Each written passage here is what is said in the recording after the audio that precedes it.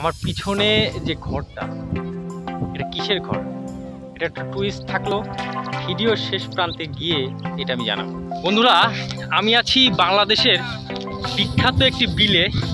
এই বিলটা বাংলাদেশে এরকম সেরা 10টি বিলের মধ্যে অন্যতম একটি বিল হচ্ছে এই বাইশোখালী বিল।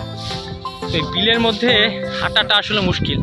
কিছু কিছু জায়গায় পর্যাপ্ত পরিমাণে ঘাস এত বেশি পরিমাণে এবং এত বড় হয়েছে যে তার মধ্যে আসলে স্বাভাবিকভাবে হাঁটা যায় না, এবং কিছুটা ভয়ও লাগে।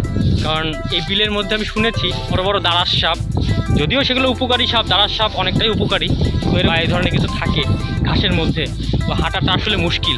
ঢাকার বন্ধুরা সব এসেছিল এই বিলের মধ্যে। আমার সাথে আরও আছেন এই এলাকার স্থানীয় দুজন ভাই আছেন এবং সেই সাথে এক চাচা এখানে আছেন। তো সবাইকে নিয়ে মূলত আমরা এই বিলে এই কয়েকজন জীব দেখেন, বিস্তীর্ণ জায়গার মধ্যে কোনো মানুষ নেই। তো এখানে যদি আপনি দেখেন, মানে কিছু গরু ছাগল আছে হয়তো, থাকবে, তো এর মধ্যে কিন্তু আর কোনো মানুষজন নেই। আমরা এখন আছি, কিছু সময় থাকবো এখানে, আপনারাও সাথে থাকবেন, দেখবেন আমার সাথে। এই বিস্তীর্ণ মাঠের মধ্যে যেখানে আমরা হেঁটে এসেছি প্রায় 2 কিলোর অধিক, 2 কিলো আসার পরে আমরা একটা অস্থায়ী ক্যাম্প পেয়েছি। তো এই অস্থায়ী ক্যাম্পে দেখুন ছোট ছোট টুকরি ঘর বানিয়ে রাখা হয়েছে। এই টুকরি ঘরের মধ্যেই মূলত মানুষেরা এখানে বসবাস করে, এবং এখানে তারা গবাদি পশু, হাঁস মুরগি পালন, কিংবা এই ছোট একটি পুকুর আছে এখানে দেখতে পাচ্ছি আর কি পাশেই, এই জায়গাগুলোতে তারা এগুলো তদারকি করে, এবং এখানে তাদের জীবন জীবিকাটা আসলে কতটা কঠিন।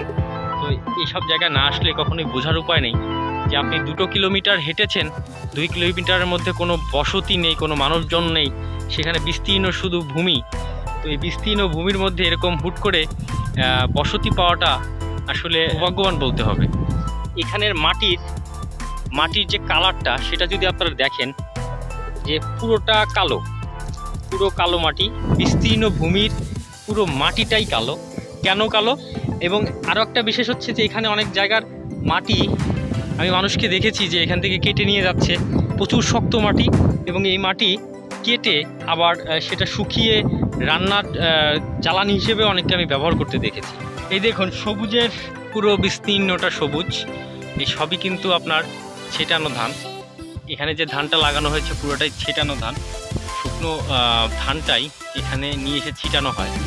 তো ছিটানোর পরে যেহেতু এখন বর্ষার মৌসুম শুরু হয়ে গেছে, তো এইভাবেই ধানটা আপনিই হয়। এই অঞ্চলের যে মানুষের যে ধানটা, সেটা এইভাবেই ফসলটা তারা সেভাবে সংগ্রহ করে থাকে। করে এতক্ষণ পরে একজন ভদ্রলোককে আমি দেখতে পেলাম, এত সময় পরে, এত জায়গা ঘুরে, মানুষ নেই, বিস্তীর্ণ জায়গা ফাঁকা। আমরা তো হয়ে আসতেছে এখানে, আপনাদের ভয় লাগে না যে আমরা বাড়ি যাব? কোনো ভয় নেই, ওরা কোনো ভয় কোনো কাজ। প্রতিদিনই আসেন? হ্যাঁ, প্রতিদিন। ও রাতেও যায়, রাত কত 7-8টা বাজে যায়। সাথে কি লাইট টাইট থাকে? চলে যায়। এই মানুষগুলো প্রচুর সাহসী বলতে হবে।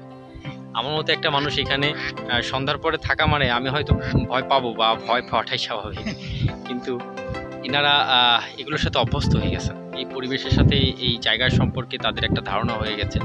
তো এই ধারণার কারণে তারা কিন্তু এখানে নিজেকে মানিয়ে নিয়েছে।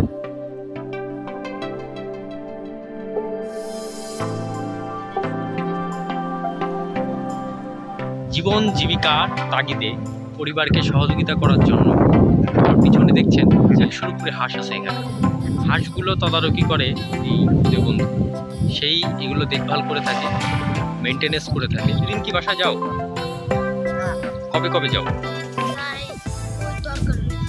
দরকারে যাও। দেখুন যে ছোট ছোট মানুষগুলো কাজের তাগিদে এখানে থাকে।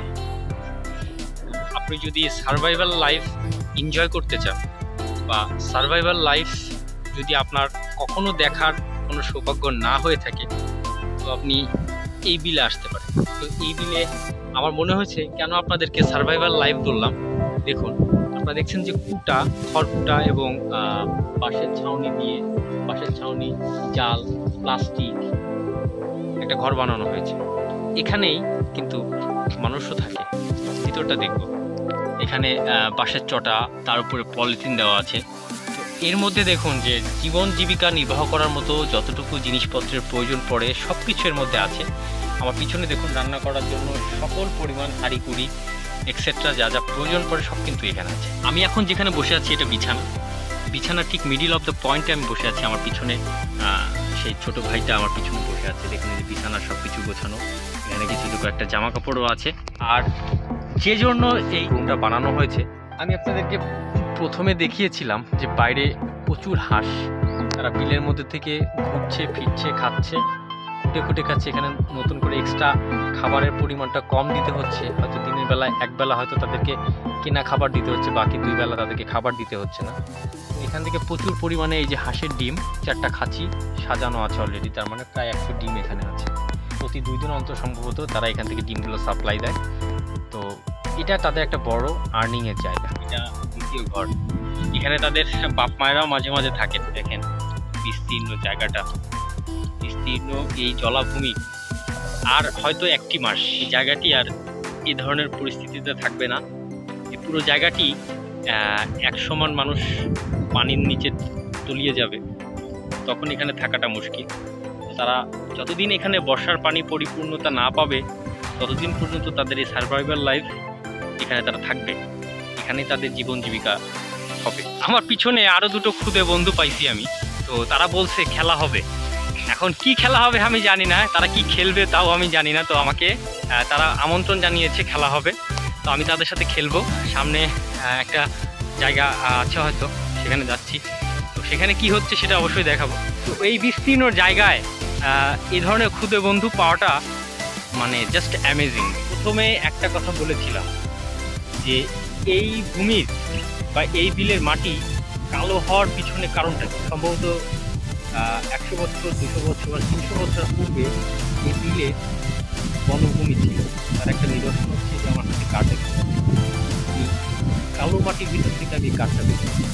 সব থেকে বড় কথা, আমার পিছনে একটি বড় গাছ পাওয়া গেছে। মাটি কাটার সময় মাটির নিচ থেকে এই গাছটি বের হয়েছে, যদিও হাত দিলেই ভেঙে যাচ্ছে, পচা, মাটির সাথে হয়তো খুব তাড়াতাড়ি মিশে যাবে। এখানের মানুষজনের সাথে কথা বলে আমি জানতে পেরেছি যে মাছের ঘের কাটার সময় তারা এ ধরনের প্রচুর গাছ পেয়েছে।